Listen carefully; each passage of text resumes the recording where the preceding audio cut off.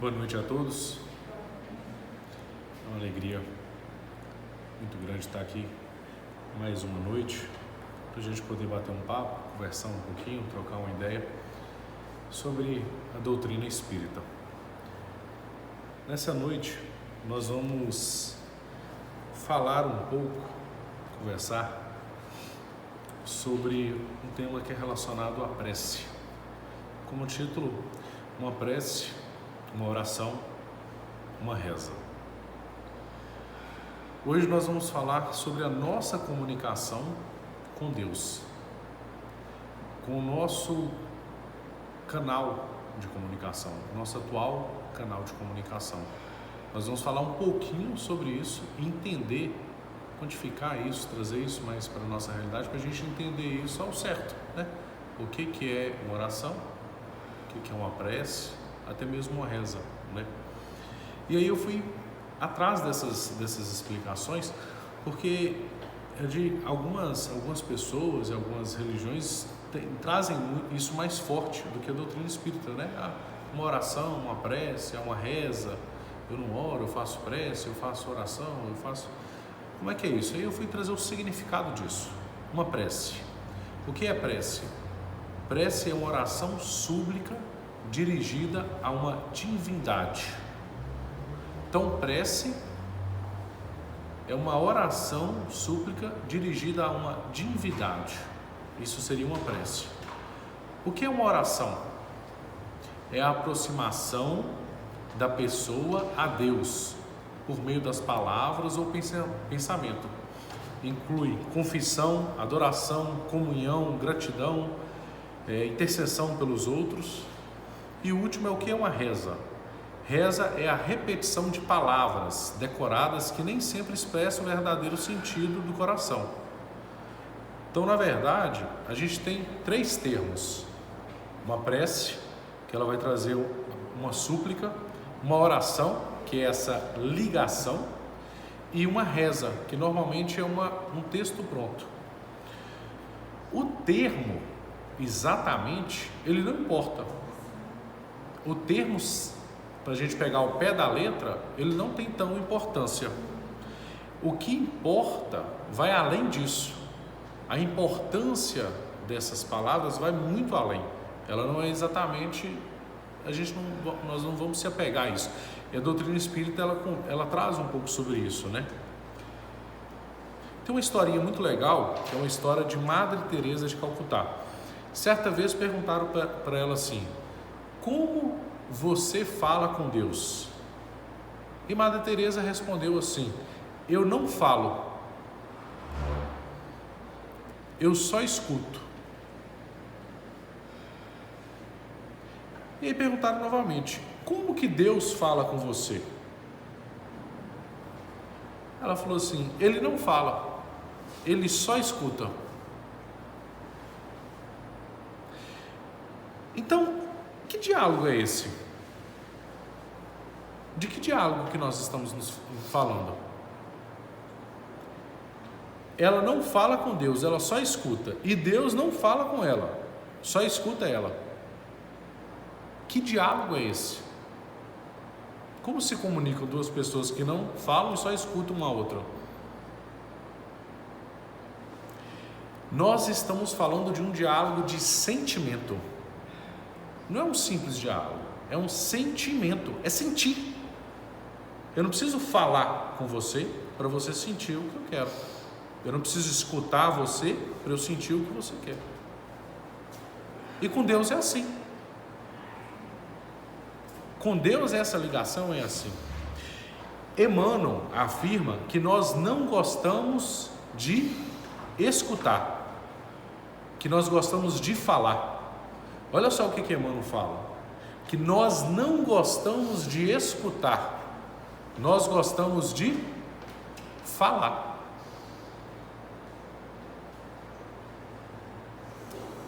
Gostar de falar é uma característica nossa desse processo de encarnação.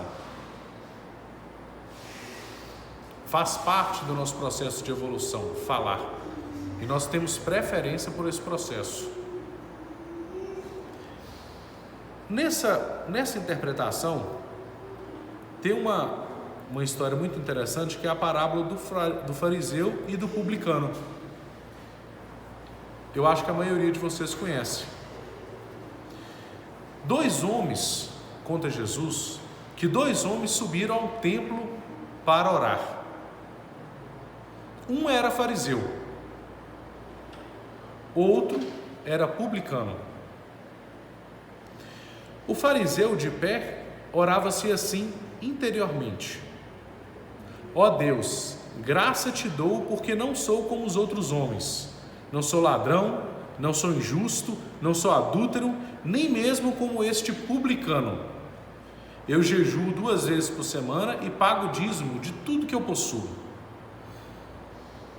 Então essa era a oração do fariseu. O publicano, pelo contrário, de pé, conservando-se à distância, nem ao menos olhava para o céu, conta Jesus, mas batia no peito com a simplicidade, dizendo: meu Deus, tem piedade de mim, que sou pecador. Meu Deus, tenha piedade de mim, que sou pecador. Jesus diz: e eu vos digo que este último desceu para casa justificado, desceu do monte, e o outro não, porque todos os que se exaltam serão humilhados, porque todo o que se exalta será humilhado, e o que se humilha será exaltado. Está no Evangelho de Lucas, capítulo 18. A parábola do fariseu e do publicano, ela nos faz um convite para autoexame sobre a oração. Porque muitas vezes dizemos muito e falamos pouco. E algumas vezes basta uma oração como: meu Deus, tem piedade de mim, que sou um pecador. O fariseu era naquela época uma doutrina, uma religião, vamos dizer assim, para ficar de mais fácil entendimento, onde era muito bem conservador, era muito bem visto pela sociedade. E o publicano era visto de mal forma, porque ele era cobrador de imposto, mas de fora, dos romanos. Imagina alguém na sua terra cobrando imposto, representando o povo romano. Então ele não era muito bem visto. Então ele, com toda a sua humildade, ele fazia a sua oração. E o fariseu se exaltava diante dessa situação, não sobre os feitos dele, mas sobre o que ele não era, apontando o dedo para os outros, para todas aquelas situações. Ainda temos publicanos e fariseus espalhados nos dias de hoje. E eu vou falar para vocês, nós que estamos aqui hoje, estamos mais para fariseus. Nós estamos mais próximos dos fariseus do que dos publicanos, porque faz parte da evolução. Nós estamos aqui juntos, todo mundo de mão dada, querendo caminhar para um sentido de crescimento. Mas hoje, os ensinamentos que Jesus nos trouxe foi para os fariseus, e os fariseus são nós mesmos, que estamos aqui num processo de evolução. Jesus orava com palavras simples, ele nos ensinou isso no dia a dia. Ele trouxe palavras simples, mas com sentimentos verdadeiros. Na pergunta 653 do Livro dos Espíritos, Kardec pergunta para o Espírito de Verdade: precisa de manifestações exteriores à adoração? Então precisa fazer muita coisa para se adorar? E o Espírito de Verdade responde: a adoração verdadeira é de coração, em todas as vossas ações. Então dá uma parada, em todas as vossas ações. Então o Espírito de Verdade já traz um pouquinho sobre quando nós estamos orando. Em todas as vossas ações, lembrai-vos sempre do que o Senhor tem sobre vós, o seu olhar. Na pergunta 658, Allan Kardec, no Livro dos Espíritos, pergunta assim: agrada a Deus a prece? O Espírito de Verdade responde: a prece é sempre agradável a Deus, quando ditada pelo coração, Então, mais uma vez, falando sobre o coração. Pois para ele, a intenção é tudo. Assim, preferível-lhe a prece do íntimo do que a prece lida. Então, é melhor uma prece com palavras simples do que às vezes você pegar e ler uma prece. Ler uma prece ou ditar uma prece errada, não. Mas está falando sobre o sentimento que você coloca naquele momento. Por muito bela que seja ela, né? Se for lida com os lábios do que com o coração. Então é ler com o coração. Agrada-lhe a prece quando dita com fé, com fervor, com sinceridade. Mas não creis que o toque é do homem fútil e orgulhoso e egoísta, a menos que signifique de sua parte um ato de sincero arrependimento e verdadeira humildade. Adianta então, nós pecamos, fizemos algo de errado com o nosso próximo, discutimos com alguém, cometemos uma maledicência, coisa que nós fazemos diariamente, porque somos espíritos em processo de evolução. Entramos com uma discussão com alguém totalmente desnecessária. Adianta às vezes você fazer uma oração só por orar, falar assim, não, vou pedir perdão a Deus aqui que eu pequei ali, mas seu coração não está sentindo isso. Adianta às vezes pessoas que estão numa vibração, num momento, e fazer oração achando que é só orar e eu vou me redimir por tudo aquilo que eu fiz. Não. Ele fala sobre os orgulhosos. E quando fala sobre os orgulhosos, a gente faz um adentro que todo o mal devira do egoísmo. Todo o mal vem do egoísmo. Tem uma história muito legal que eu gosto dela, que é para contar o que é egoísmo. Porque o egoísmo ele é um veneno tão grande, mas tão grande, que você toma e mata. Ele contamina todo o ambiente. E nós somos egoístas. Nós vivemos o critério. O egoísmo é um dos grandes vícios da gente enquanto encarnado. Até desencarnado. Mas encarnado a gente vive muito esse vício do egoísmo. Nós somos egoístas. Nós vivemos muito o egoísmo. Nós estamos trabalhando para melhorar isso, esse egoísmo. Essa história conta o seguinte: 3 viajantes se encontravam num conjunto e os 3 encontraram um tesouro, um belíssimo tesouro.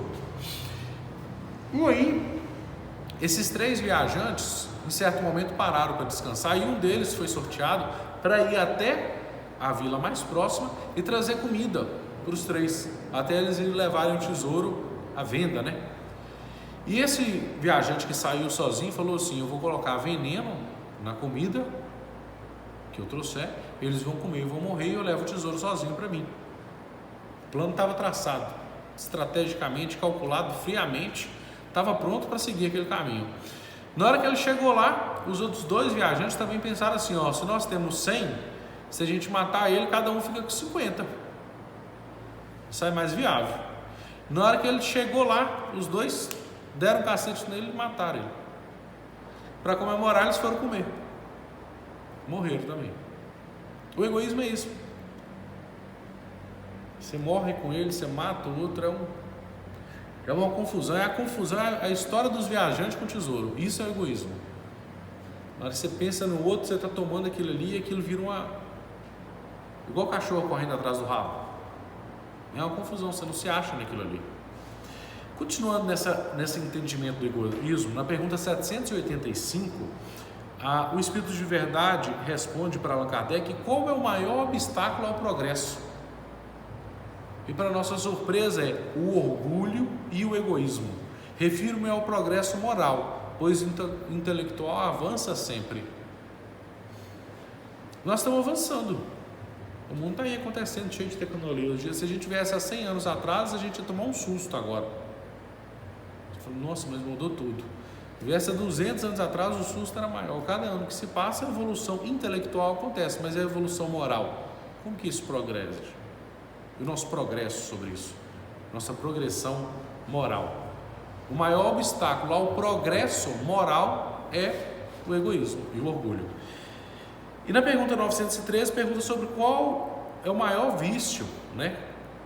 E o Espírito de Verdade continua: já disse muitas vezes, o egoísmo. Dele deriva todo o mal. estudai-vos todos os vícios e vereis que no fundo de todos há o egoísmo. Então, de todos os vícios que nós temos, que nós vivemos, ele se deriva do egoísmo. Agora que a gente já sabe disso, a gente começa a contextualizar mais fácil sobre os nossos momentos de orações de acordo com o egoísmo. Vamos entender isso mais para frente. Qual que é o caráter geral de uma prece? Vem na pergunta 659. Qual que é o caráter de uma prece? O que a gente quer com uma prece, com a oração? O que a gente quer com isso? Qual que é esse caráter geral? E o Espírito de Verdade responde: a prece é um ato de adoração.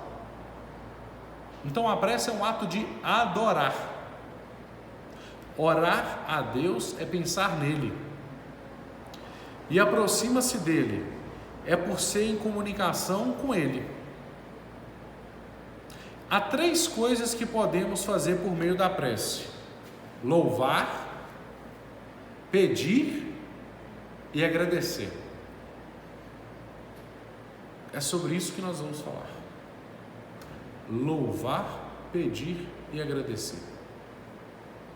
É os 3 itens que Kardec nos traz para nós entendermos o contexto e a estrutura de uma prece, que está dividida em louvar, agradecer e pedir. Vamos por itens. Primeiro item, louvar. O que significa louvar? Nós espíritas não somos bons de louvor. Você vai numa igreja evangélica, a igreja evangélica ela tem um momento de louvor.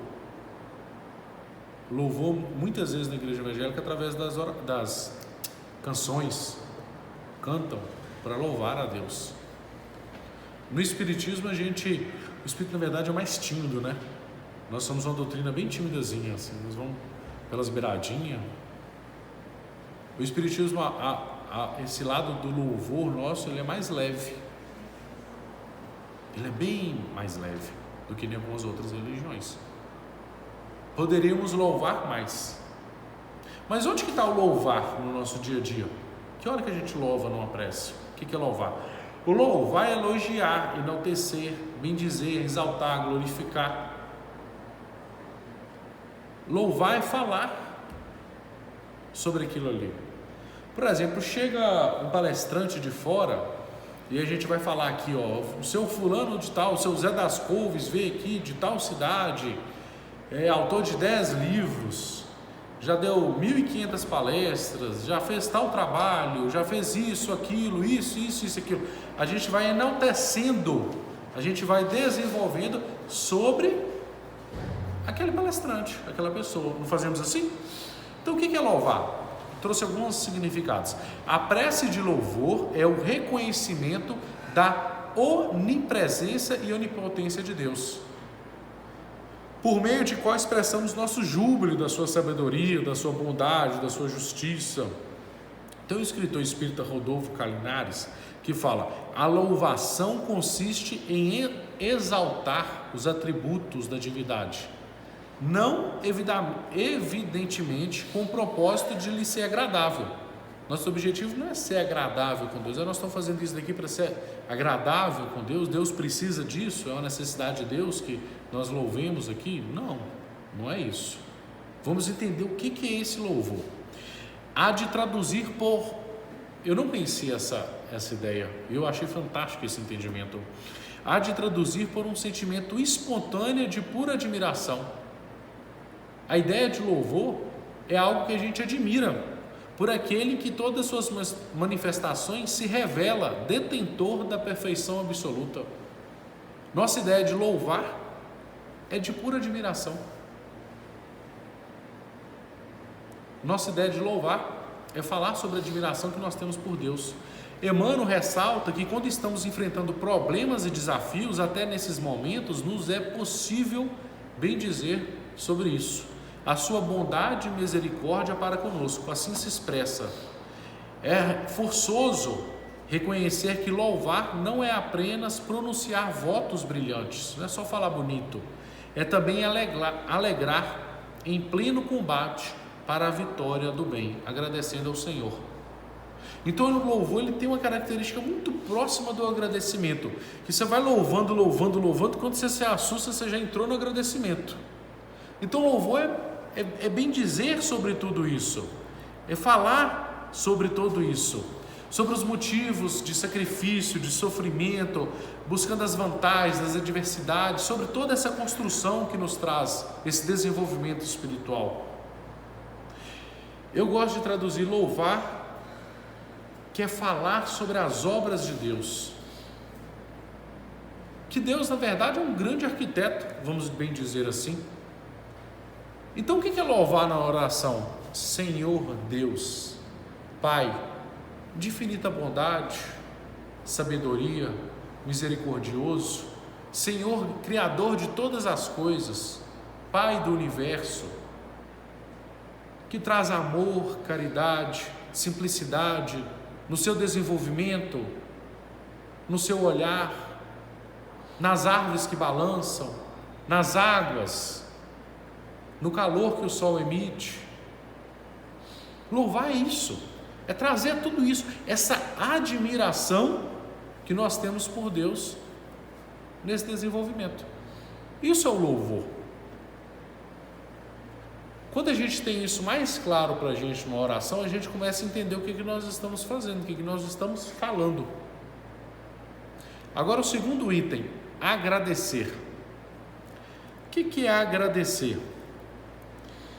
Agradecer é muito fácil.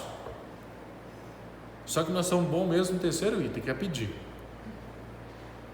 Louvar um pouquinho mais difícil, agradecer até a gente vai. Agora pedir é uma facilidade que... Essas senhoras, nós vamos com uma beleza. Eu mesmo sou bom para pedir, que vocês têm que ver como é que eu já acordo pedindo. Agora agradecer, porque você sai do louvor, na hora que você assusta, você já entrou no agradecimento, né? É um pulo, você vai, gente, eu já pulei do louvor e fui para o agradecimento. É muito fácil, muda a chave muito rápido. O que é o agradecimento? Agradecer é reconhecer o benefício recebido. Assim, esse tipo de oração nos permite expressar gratidão ao alto, pelas inúmeras bênçãos que nós somos, pela saúde, pela família, pelos amigos, pelo trabalho. Agradecer por tudo. Nós devemos agradecer por tudo, mas por tudo. PH, mas tem tanta dificuldade. Agradece. Mas agradece, é porque agradece. Nós temos que agradecer principalmente aos nossos coaches espirituais. Vocês conhecem nossos coaches espirituais? A gente tem um coach da paciência. Quem que é o coach da paciência? Normalmente sua mãe, sua filha, sua prima, sua vizinha, que te faça ter uma paciência que só ela. Quem que é o coach da misericórdia? Aquela pessoa lá no ambiente de trabalho, você olha para ela, você já lembra da misericórdia. Essa misericórdia, meu Deus do céu. O coach da motivação, aquela pessoa que fala, você não aguenta nem escutar ela falando mais. Deus é maravilhoso, a espiritualidade maior que ela encaixa direitinho no seu dia para aparecer todos os coaches que você precisa para você desenvolver. A paciência, o amor, a caridade. Ela fala assim, nossa, a Fátima está exercitando a caridade pouco. Eu vou colocar aqui na frente dela hoje o coach da caridade e vem aquela pessoa. A gente deve agradecer todo dia a Deus. Obrigado, Deus, pelos coaches que nós estamos recebendo. Porque são pessoas que estão crescendo junto com a gente. Onde que estão os coaches normalmente? Dentro de casa. Eles se encontram tudo lá. É uma maravilha. Seus coaches, o que você precisa, Deus fez uma balança, colocou tudo equilibradinho e falou assim, ó, o coach que a Tati precisa, sou eu, o marido dela. Ela falou assim, você precisa o número e o peso perfeito. Aí, para um negocinho mais complicadinho, eu vou colocar seu pai lá. Agora sua mãe vai te ajudar nisso, seu irmão nisso, sua irmã nisso. Ele vai agregando aquelas pessoas ali. E você casa com aquela pessoa que você precisa casar. E aí ele coloca o filho que você fala, mas que filho é esse? São os coaches.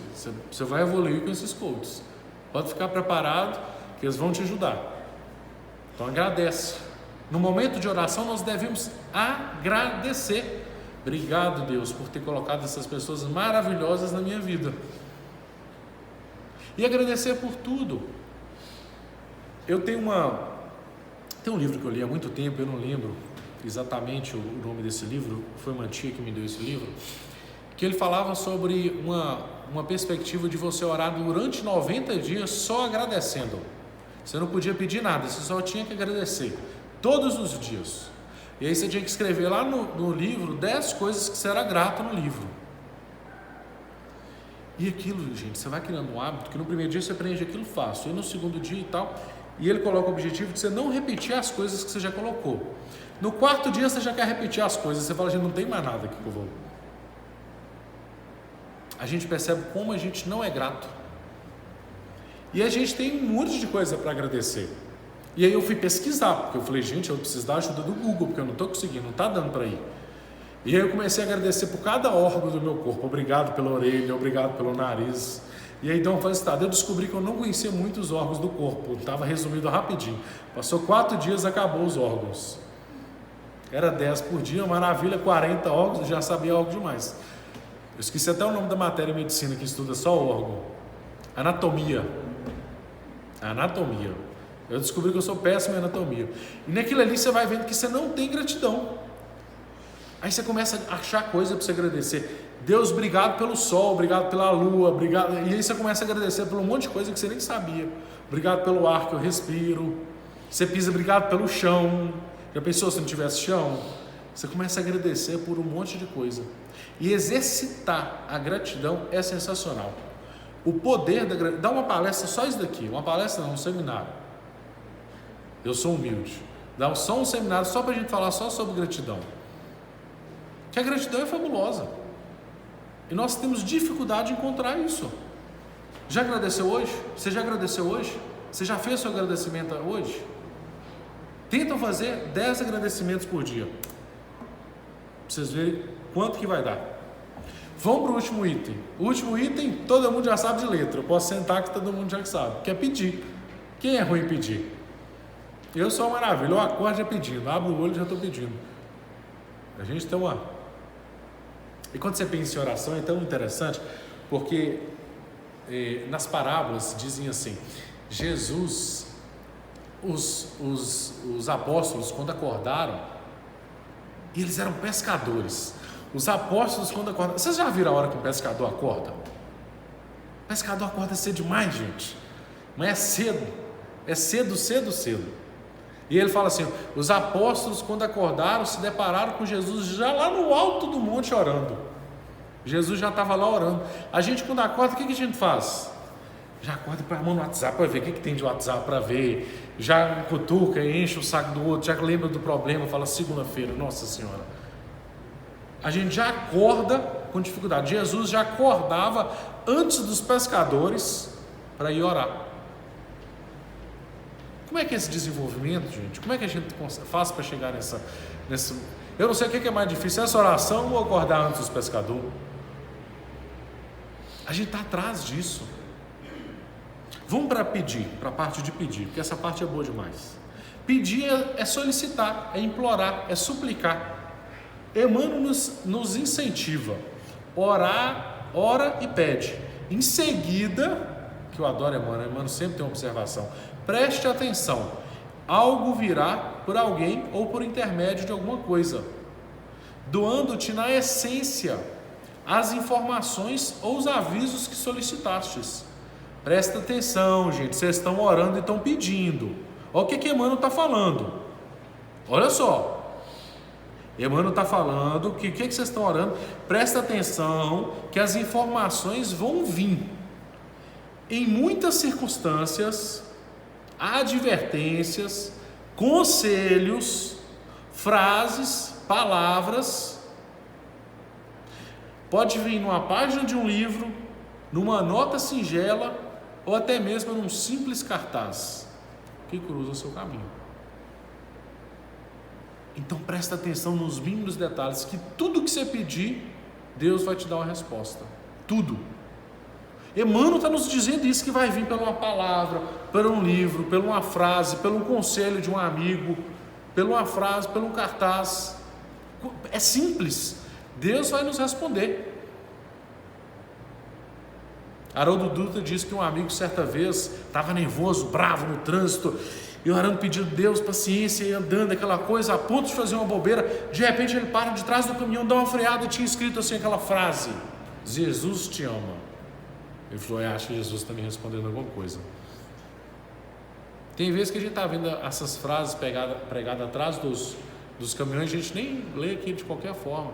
Presta atenção, porque Emmanuel nos avisou, nos deu o recado que vai vir atrás de uma frase, de uma página do livro, um cartazinho.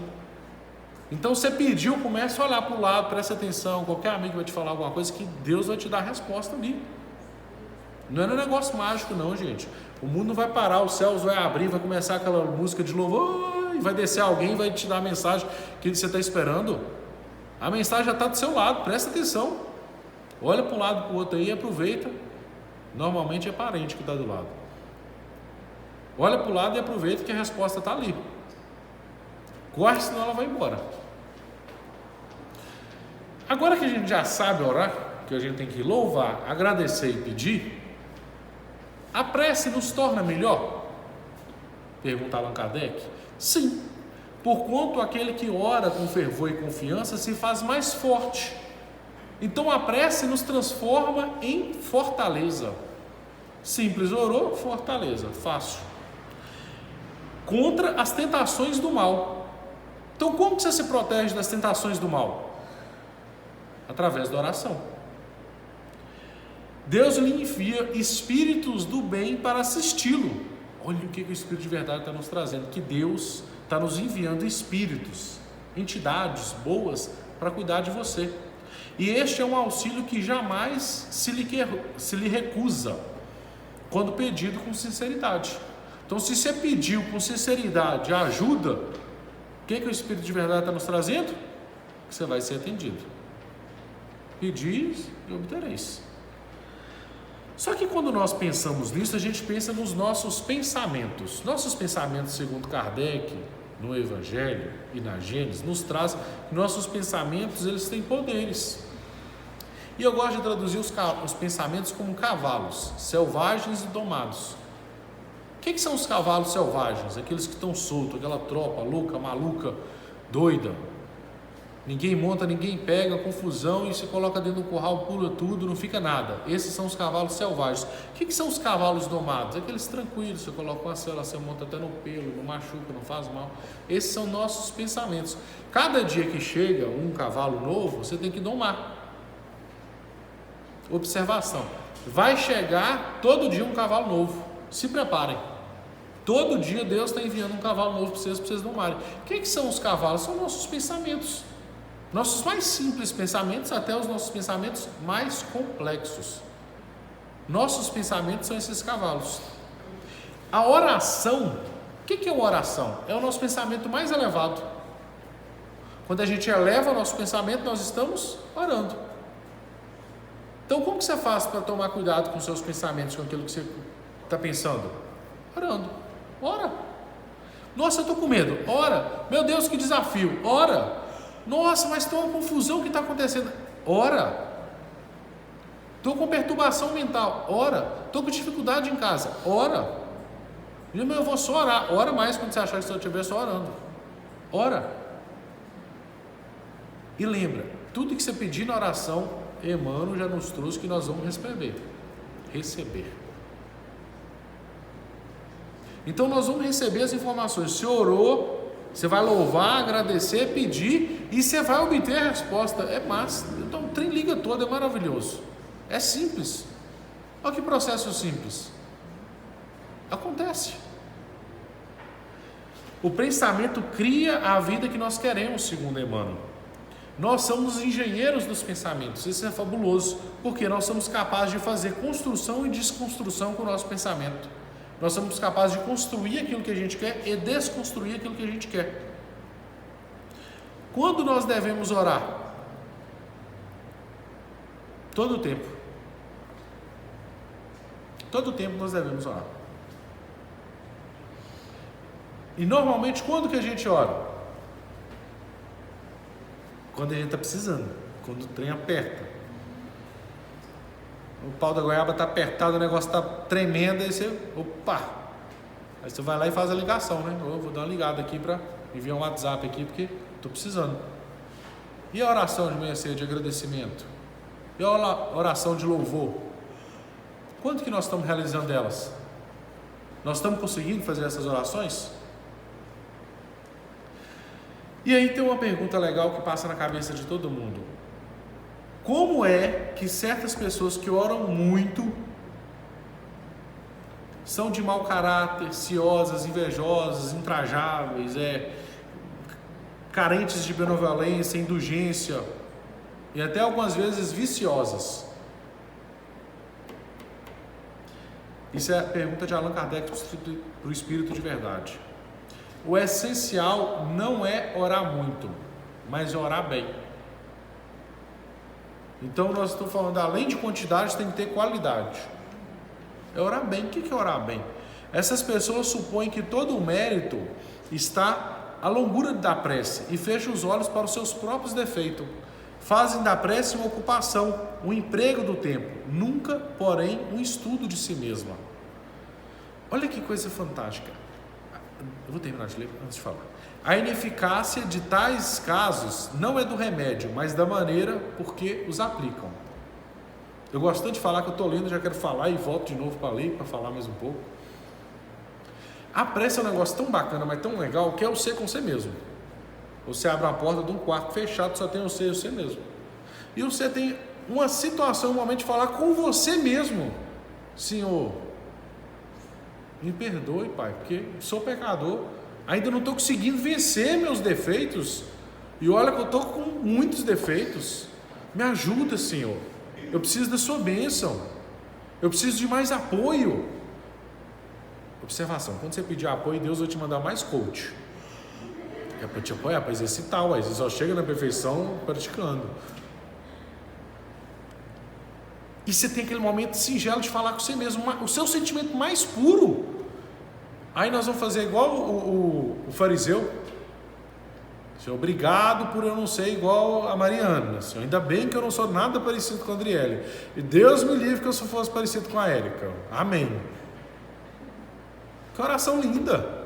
Pronto. Gente, o quarto é só você mesmo. Vai lá e fala. Porque é aquele momento que você tem para louvar, tem para pedir, para agradecer. Se tiver bravo também, fala, coloca para fora. Senhor, eu estou bravo demais, está difícil a situação, não estou entendendo o que está acontecendo. Me dá um sinal e prepara, porque o sinal vai vir, mano. Falou, o sinal vai vir. Lê as frases debaixo do caminhão, fica de olho nos cartazinhos, abre um livro, lê aquela página de novo que vai vir o sinal.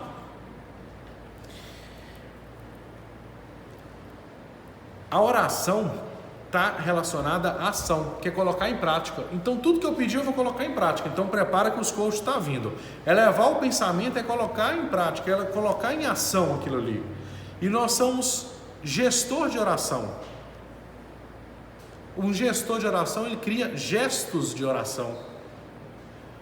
O que é gestos de oração? Certa vez, um padre, dando catequese, foi mostrar para alguns alunos sobre o que era um gesto de oração. Ele leva ele numa vilazinha, leva aqueles alunos, ou meia dúzia de alunos só, para não chamar muita atenção, a uma vilazinha, onde tinha um senhor com uma banca, com várias e várias laranjas. E aí chegavam algumas crianças carentes, passava correndo, brincando, e falava assim, bom dia, seu Zé. Seu Zé pegava a laranja e jogava para aquela criança, que era muito carente. E às vezes aquela criança, a única fonte de alimento que ela tinha, naquele decorrer daquele dia, era aquela laranja. E ele repetiu isso algumas vezes. E o padre, na catequese, foi mostrar para os seus alunos que aquele era o gesto de oração que ele tinha. Que isso é oração, colocar em ação, colocar em prática. Então muitas vezes os nossos gestos de caridade, de benevolência, de amor ao próximo, é nosso gesto de oração. Nós somos gestores de oração. Compreendem? É trazer tudo aquilo que nós estamos falando para o nosso dia a dia.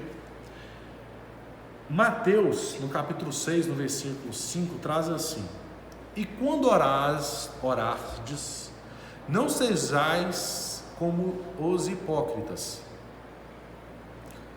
pois que apreciam orar em pé nas sinagogas e nas esquinas das ruas, para serem admirados pelos outros. Com toda certeza vos afirmo que eles já receberam o seu galardão, sua recompensa. Galardão é recompensa. Tu, porém, quando orares, vai para teu quarto e após ter fechado a porta, orás a teu pai, que está em secreto, e teu pai que vê em secreto, e te recompensará plenamente. Vocês então estão entendendo que Jesus falou assim, vai para o seu quarto. Jesus não falou assim, gente, vá para a cozinha, puxa o banquinho, assa um pão de queijo, coloca na mesa e faz uma oração. Pega o carro, dirige, vai para a praia e ora. Feriado amanhã, pega uma vara de pescar, vai para a beirada do rio e ora. A recomendação é clara, eu vou ler de novo porque às vezes a gente tem dúvida. Eu estava com dúvida, eu estou assando pão de queijo e orando. Vamos ler de novo. Tu é nós. Eu vou ler com nós que fica mais fácil, a ficha cai mais. Nós, porém, quando orares, vai para o teu quarto e após ter fechado a porta, orás ao teu pai, que está em secreto. É um exemplo que eu acabei de dar. E teu pai que te vê em secreto, ele te recompensará plenamente. Gente, é simples demais, está fácil. Difícil é quando nós sai lá fora, que sai e já tropeça na primeira pedra que tem ali na beirada. Mas é sobre o íntimo, sobre a nossa intimidade, a oração verdadeira de coração. A doutrina espírita, ela é consoladora. Para a gente concluir nossas ideias, a gente entende que a doutrina nos traz essa consolação, porque ela nos exemplifica e nos traz essa ideia mais clara sobre a oração. Ela nos mostra sobre a simplicidade do amor vivido, não do amor teórico, que falar é bonito demais. Você quer ver? Eu adoro falar, beleza, mas se colocar na prática, é sobre a simplicidade da oração, é sobre os atos mais simples, gente. Eu estou falando sobre acordar, a decisão entre orar e pegar o WhatsApp, tomar o banho e tomar um café da manhã. Eu já vou brigar com meu filho, com meu marido, com minha esposa, sair para o trabalho, eu já reclamo, já cheguei no trabalho, nossa senhora, encontrei meus coaches tudo. Normalmente os coaches depois de casa estão no trabalho. É maravilhoso como é que se encontra tudo lá, gente. Eles multiplicam lá no trabalho. É sobre as coisas simples. Eu não estou falando sobre, gente, vamos sair daqui e construir um templo, vamos todo mundo fazer um negócio, acabar com a pobreza. Não estou falando sobre isso não. Estou falando sobre obras gigantescas, não. Estou falando sobre obras simples no seu coração e na sua vida, que você tem capacidade de fazer, de transformar. Não está dando conta, para ali e vai para outro caminho, constrói, só não tem onde você vai, mas vai fazendo aquilo ali tijolinho por tijolinho, um pouquinho só, um pouquinho aqui, um pouquinho ali, outro pouquinho, e de mão dada, que todo mundo aqui está de mão dada, firme, para ir forte. Qual que é o legal de vir para o centro espírita? Que aqui você anima, você sai na força de vontade, você fala, meu Deus, agora vai, agora eu consigo. Da terça-feira você fala, não acredito, gente, que eu já errei de novo. Mas segunda-feira que vem tem mais. A gente vem para renovar a energia de novo. Se está difícil, não está dando para virar até terça, coloca um vídeo no YouTube e assiste uma palestra espírita. Você acha uma lá e vê, para dar uma renovada na energia e preparar para os coaches do dia seguinte. Segue firme. Jesus é nosso exemplo vivo da oração. A oração é nosso pensamento mais elevado. Jesus orava sempre com palavras simples, da maneira simples e com sentimentos mais verdadeiros possível. É isso que tem que ficar para a gente. Nós temos que colocar nossos sentimentos na nossa oração e elevar e multiplicar isso. Que a gente possa ter força e fé para aplicar isso no nosso dia a dia. Coragem e determinação para enfrentar nossos desafios. E que a paz do Mestre Jesus possa acalmar nossos corações, iluminar os nossos caminhos. Assim seja.